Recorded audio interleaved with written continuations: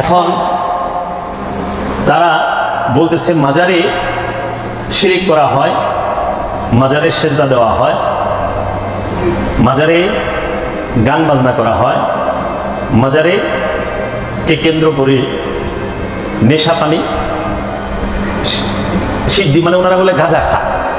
ঠিক আছে, অভিযোগগুলো তুলে ধরলাম। এই অভিযোগ আপনারা খুব খেয়াল করেন। মাজারকে কেন্দ্র করে তারা বলতেছে যে এই অজুহাতে তারা মাজার ভাঙে যে মাজারে শিরক করা হয়, শিরকে আখরা, নাউযুবিল্লাহ মিন যালিক, আস্তাগফিরুল্লাহ।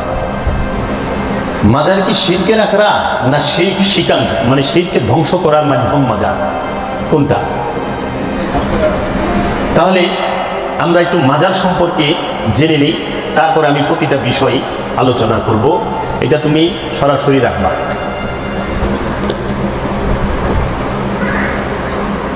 মাজার পবিত্র স্থান, কারণ ইহা কবর নয়।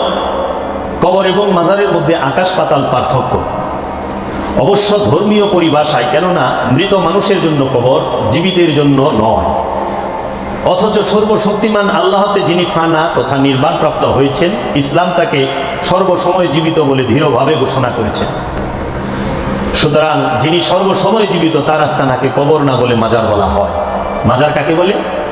আল্লাহ যাহাকে, আল্লাহ সর্বশক্তিমান আল্লাহতে যিনি ফানা তথা নির্বাণ হয়েছেন, ইসলাম তাকে সর্বসময়ে, কোরআন তাকে সর্বসময়ে জীবিত বলে দৃঢ়ভাবে ঘোষণা করেছেন। সুতরাং যিনি সর্বসময়ে জীবিত, তার আস্তানাকে কবর না বলে মাজার বলা হয়। দলিল কোথায়? সূরা বাকারা 154 নম্বর আয়াতে, ওয়ালা তাকুলু লিমান ইয়াকতালু ফি সাবিলিল্লাহি আমওয়াত বাল আহইয়াউন ওয়ালাকিন লা তাশকুরুন। ওয়ালা তাকুলু, না তোমরা বলিও না, মান ইয়াকতালু ফি সাবিলিল্লাহি আমওয়াত, যাহারা আল্লাহর রাস্তায় শহীদ হয়েছে, আল্লাহর রাস্তায় কতল হয়েছে, শহীদ বলে নাই, ফি সাবিলিল্লাহি আমওয়াত, আল্লাহর রাস্তায় কতল হয়েছে, মৃত্যুবরণ করেছে আল্লাহর রাস্তায়, তাদেরকে তোমরা মৃত বলে চিন্তাও করো না। বালাহিয়া, বরং তারা জীবিত, ওয়ালাকিন লা তাশকুরুন, তোমরা তা বুঝতে পারো না, অনুভব করতে পারো না। তাহলে যিনি আল্লাহ, যিনি আল্লাহতে ফানা প্রাপ্ত, বাকা প্রাপ্ত, ইসলামে যাকে সর্বসময় জীবিত বলেছেন, তার আস্তানাকে মাজার বলা।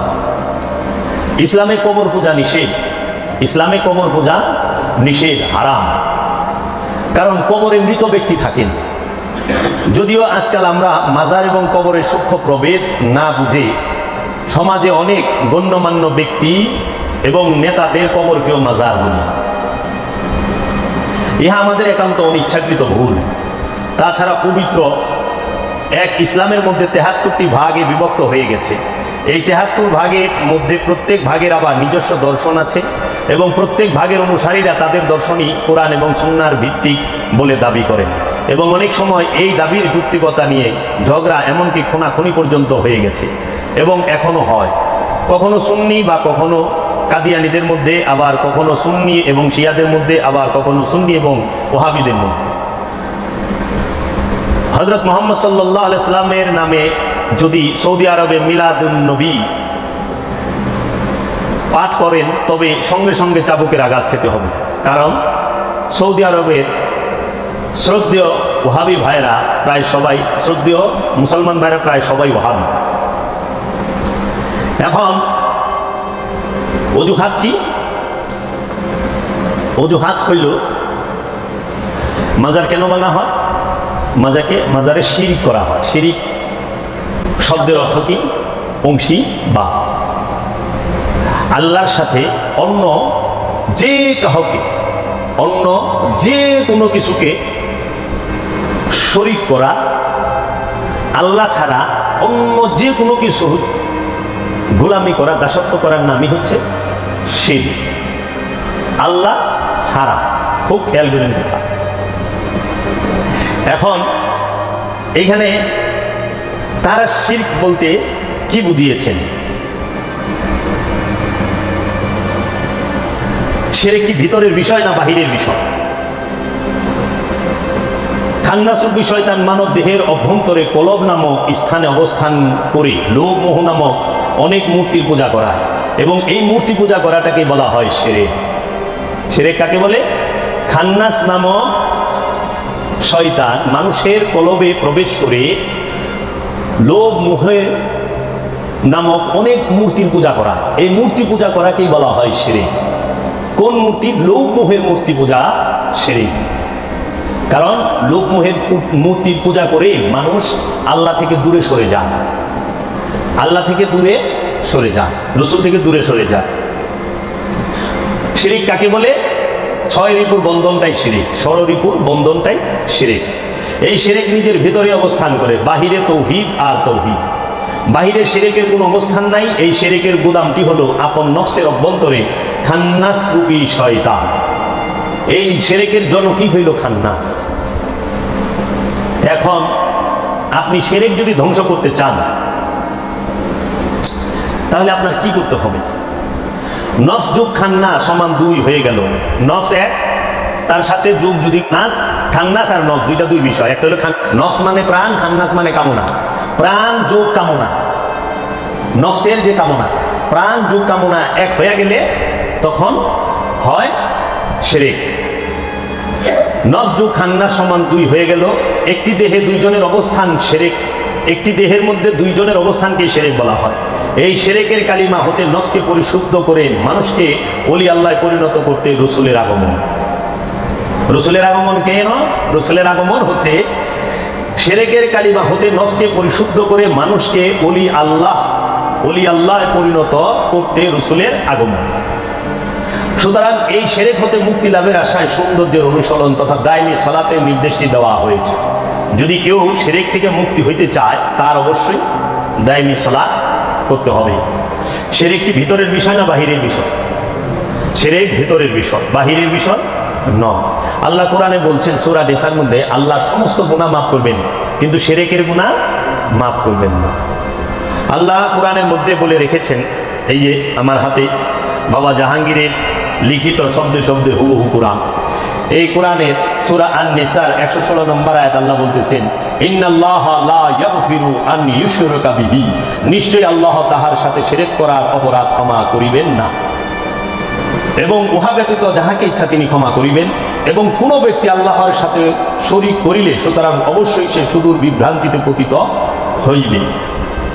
আল্লাহ সব কিছু মাফ করবেন, শিরকের গুনাহ মাফ করবেন না। এই শিরক কি মুখের কথার শিরক নাকি অন্তরে ধারণ করার শিরক? এই শিরক কি মুখের কথার শিরক নাকি কলবে ধারণ করার শিরক? কোনটা? কলবের মধ্যে যখন শয়তান অবস্থান করে তখন সে শিরকে অবস্থান করে এবং শিরকে ডুবে রয়েছে। তুমি খালি শিরক করো না, শিরকে ডুবে আছো। আর মুখের কথায় শিরক হয় না, কারণ তুমি যদি হাজারো আল্লাহ এই সৃষ্টি জগৎ সৃষ্টি করেন নাই, নাউযুবিল্লাহি মিন যালিক, এই কথায় কোনো কিছু প্রমাণ হবে না। হবে? তুমি যদি মুখে বলো ভাই আপনি না রুমের বাদশা, তাই কি তুমি রুমের বাদশা হবা? এখন আমাদের সমাজে শিরকের ধোয়া তুলে ইমানদারকে আমাদের ওহাবী ফেরকার মতাদর্শের অনুসারীরা কাফের বলতেছে, মুশরিক বলতেছে, তাতে কি তিনি কাফের হয়ে যাবেন? তাতে কি তিনি জাহান্নামী হয়ে যাবেন? নেবা। তাহলে শিরক কি? মূর্তি পূজা। সেই মূর্তিটা কি পাথরের নাকি লোভের? পাথরের মূর্তি কি কাউরে কোনো কিছু করতে পারে? পাথরের মূর্তির কি পূজা হয়? পাথরের মূর্তির কোনোদিন পূজা হয় না। পূজা তাহার হয় যাহা নফসের সাথে সম্পৃক্ত, কলবের সাথে সম্পৃক্ত, তাহার পূজা হয়। রসুল সম্পৃক্ত প্রাণের সাথে, এই জন্য রসুলের পূজা করা হয়, তাই না? রসুলের অনুসরণ করা ইউটিউব বাংলায় যদি কই পূজা, তাই না? অনুসরণ ইত্তেবা করা। আল্লাহর পূজা করা হয়, আল্লাহ প্রাণের সাথে যুক্ত, সেফাতি রূপেই, জাত রূপে, দুই রূপেই আল্লাহ আছেন। প্রাণের নিকটেও আছেন, প্রাণের সাথেও আছেন, জাত এবং সেফাত রূপে। তাই পাথরের মূর্তি, খেরের মূর্তি, মাটির মূর্তির কোনো পূজা হয় না। হ্যাঁ, আমরা দেখতে পাই পাথর দিয়া বানায়া, মাটি দিয়া বানায়া তার সামনে ভক্তি দিতেছে, এটা হইল মাথা নতর ভক্তি, আনুষ্ঠানিক ভক্তি। কিন্তু আমরা দেখতে পাই স্বর্ণের অলঙ্কারের মধ্যে চিরকালের জন্য মানুষ ভক্তি দিয়া সেজদা দিয়া রয়েছে না? স্বর্ণ কি মানুষ বেশি ভালোবাসে না পাথরের মূর্তির বেশি ভালোবাসে? স্বর্ণের বেশি মূল্য দেয় না পাথরের মূর্তির মূল্য দেয় বেশি? স্বর্ণকে বেশি মূল্য দেয়। স্বর্ণের পূজা মানুষ করে, হীরার পূজা মানুষ করে না, টাকার পূজা মানুষ করে। সম্পদের পূজা, জাগা জমির পূজা সারাক্ষণ করবার লয় নাই, শুধু জায়গা কিনতে চায়, শুধু জায়গা কিনতে চায়, শুধু বাড়ি করতে চায়, শুধু সে মিল ফ্যাক্টরি ব্যবসা বাণিজ্য বড় করতে চায়, চায় না? দিন রাত তার জন্য পরিশ্রম করতেছে, তো সারাদিন তো সে তারই পূজা করতেছে। পূজা মানে কি? দিন ভরা যার ধ্যান খেলে থাকে, যার ধ্যান খেলে দিন ভরা থাকে যে ব্যক্তি, সেই তার পূজা করে। এখন মানুষ কি সম্পদের ধ্যানে খেলে থাকে না পাথরের মূর্তি ধ্যানে খেলে থাকে? মানুষ ক্ষমতার ধ্যানে খেলে থাকে না? ক্ষমতায় যাওয়ার জন্য মানুষের ঘুম আছে? হ্যাঁ, চুল পাইকা গেছে, দাড়ি পাইকা গেছে, শরীর গুজ হয়ে গেছে, তারপরেও তো সে ক্ষমতায় যাওয়ার লেগা পাগল। পাগল না? দিন ভরা কারে মারবো, কারে ধরবো, কারে ভালো মানুষে খারাপ বানাইবো, খারাপ মানুষে ভালো বানাইবো, সেই চিন্তা। তো শক্তির পূজা করা হচ্ছে শিরক। শক্তির পূজা করা শিরক। মানুষ সর্বক্ষণ শক্তির পূজা করে, ক্ষমতার পূজা করে, এইটাই শিরক। মানুষ সর্বক্ষণ সম্পদের পূজা করে, ধন সম্পদের পূজা করে, এইটাই শিরক। মানুষ সর্বক্ষণ সে অহংকারের পূজা করে, সর্বক্ষণ তার জ্ঞান লয়ে অহংকার, তার রূপ লয়ে অহংকার, তার ক্ষমতা লয়ে অহংকার, তার সম্পদ লয়ে অহংকার, তার বংশমর্যাদা নিয়ে অহংকার, তার শক্তি নিয়ে, বডি নিয়ে, সবকিছু নিয়ে অহংকার। ও অহংকারের পূজা করে, ওই শিরক করে। এই জন্য আল্লাহ বলছে আল্লাহ সবকিছু মাফ করবে, শিরককে মাফ করবে না। কারণ হাসরের মাঠে দেহ উঠবো না, নফস উঠবো। হাসরের মাঠে উঠবে কে? দেহ উঠবে না, নফস উঠবে। আর নফসের সাথে অহংকার জড়িত, তাই না? অহংকার কার সাথে থাকে? নফসের সাথে, কলবের সাথে। লোভ কার সাথে থাকে? নফসের সাথে, কলবের সাথে। লোভ, হিংসা কার সাথে থাকে? কলবের সাথে, নফসের সাথে। কামনা, বাসনা, যৌনতা, এটা কার সাথে? যৌনতা কার সাথে মিশে থাকে? নফসের সাথে, কলবের সাথে। এই জন্য এই ষড়রিপুর পূজা করাই হচ্ছে শিরক।